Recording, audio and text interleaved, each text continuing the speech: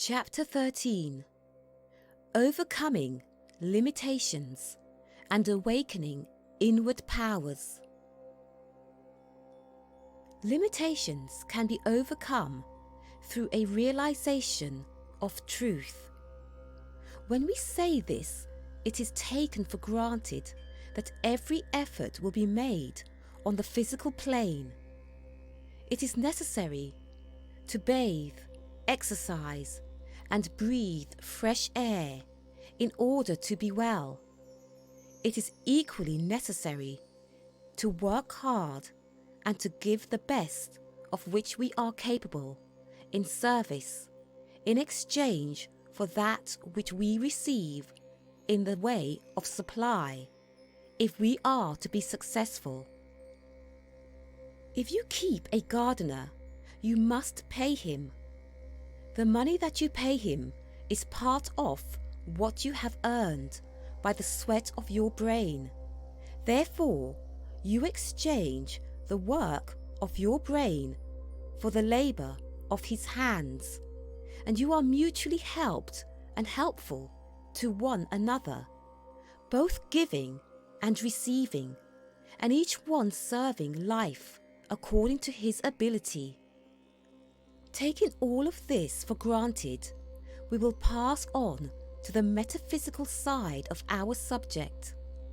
This, by the way, is vastly the more important, but the outer, practical work is indispensable nevertheless. In order to overcome limitations, it is necessary to know the truth and to live in the consciousness of it.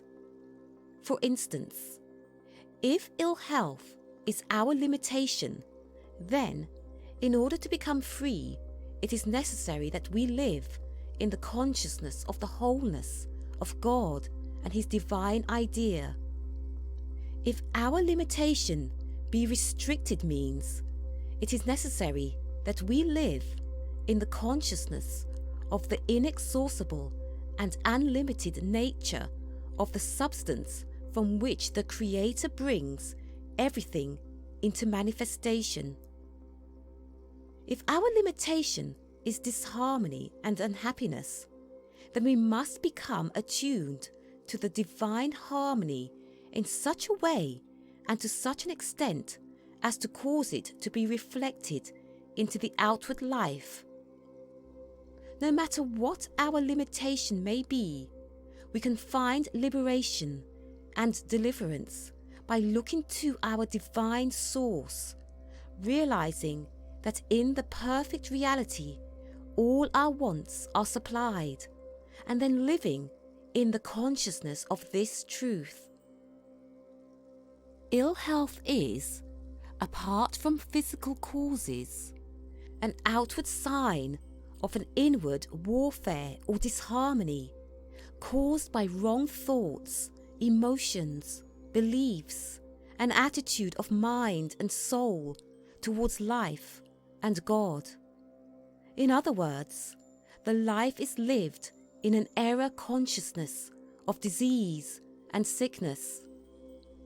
First, the inward life has to be adjusted in such a way as to harmonize with the laws of our being and the divine purpose of life. There must be an inward surrender to the love principle, after which the thoughts must be brought under control so that health-destroying emotions may no longer impair the health. Further, the whole consciousness must, as often as possible, be raised to a realization of the perfect wholeness which is the reality. If this course is persevered with, a consciousness of health and wholeness becomes a permanent mental state, with the result that health becomes manifested in the life.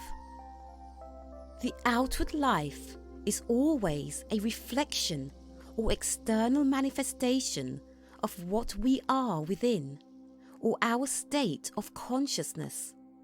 Therefore, everything depends upon which kind of consciousness it is in which we live.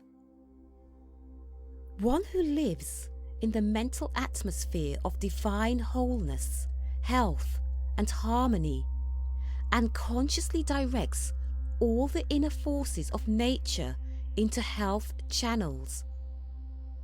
On the other hand, one who lives in a mental atmosphere of ill health, as sick and unhealthy people very often do, and consciously directs all his subconscious activities in such a way as to produce sickness and disease.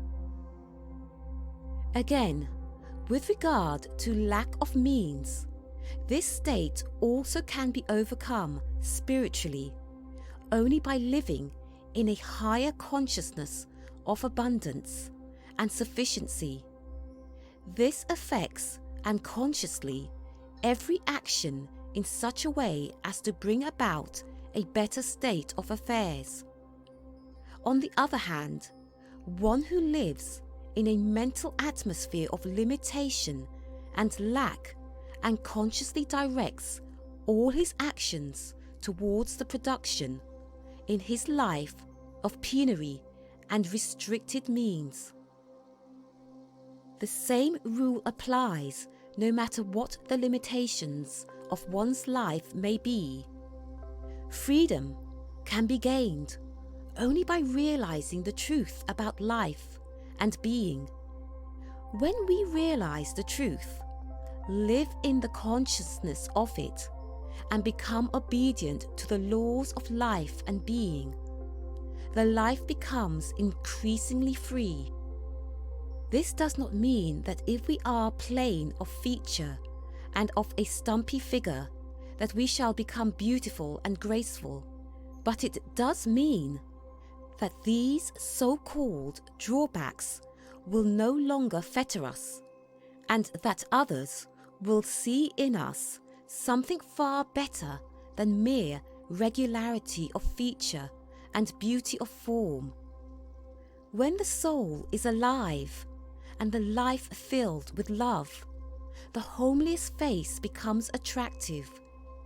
Neither does it mean that we shall not suffer bereavements and sorrows, difficulties and adversities, but it does mean that we shall cease intensifying these things and creating further troubles by taking life's discipline in the wrong spirit.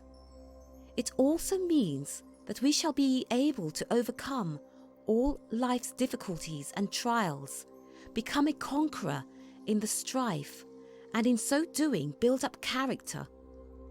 Thus the storms of life, instead of destroying us, can succeed only in making us stronger. Thus, our fate depends not on the storms of life, but on how we meet them. If we give in to them, or thinking that they are evil and not a necessary discipline, and rebel against them, then we become shipwrecked on a desolate shore. If, however, we are armed with the knowledge of truth, we can set our sails in such a way as to compel the storms of life actually to help us towards the desired haven. The first step in the direction of knowledge of the truth is in right thinking. Every negative thought must be transmuted into its positive opposite. For instance, hate and dislike into love and goodwill, fear into confident trust, poverty into abundance, evil into absolute good, and so on. This will be found to be not easy, but it is possible, and the power to control one's thoughts increases if one perseveres continually with the passing of the years. A beginner cannot naturally expect to be able to exercise the same control as one who has been perseveringly seeking self-mastery for years, but he can make substantial progress and learn from day to day. The result of thinking in this way is surprising. The reversal of thought may appear at first to be simplicity itself and to lead nowhere in particular, but after a time the vastness of the subject becomes almost appalling. The cultivation and practice of right thinking gradually lead to a knowledge of the truth. Not an intellectual knowledge of truth, but a realization by the soul of the truth. This is the knowing of the truth which sets men free. We can then look through all the ages and know that all is well. The heavy burden which has oppressed us so long rolls from our shoulders, and we become free. Arousing inward powers, man is heir to wonderful and illimitable powers. But until he becomes aware of them and consciously identifies himself with them, they lie dormant and unexpressed, and might just as well not exist at all as far as their use to man in his unawakened state is concerned. When, however, man becomes awakened to the great truth that he is a spiritual being, when he learns that the little petty self and finite personality are not his real self at all, but merely a mask to the real man, when he realizes that the spiritual ego, a true divine spark of a branch or twig of the eternal logos, is his real self, when he understands that his body is not himself, that his mind is not himself, that even his soul is not himself, being but vehicles through which he seeks expression, but that he is spirit, deathless, diseaseless, eternal, forming an integral part of the one spirit, and being identical with it, he enters a new life of almost boundless power. It is unwise to engage in any mystical practices in an attempt to force development and unfoldment. Mystic trances are highly dangerous and are also unnecessary. Psychic experiences and the awakening of psychic centers are also unnecessary and lead away from our goal. Breathing exercises whose object is to awaken inward powers are unnecessary. The cultivation of negative passivity, such as inhibiting all thought and making oneself quite passive and open to any influence, is also highly unnecessary and should be strictly avoided. In place of all these unwise practices, a short time should be set aside each night and also morning, if possible, for getting into touch with reality.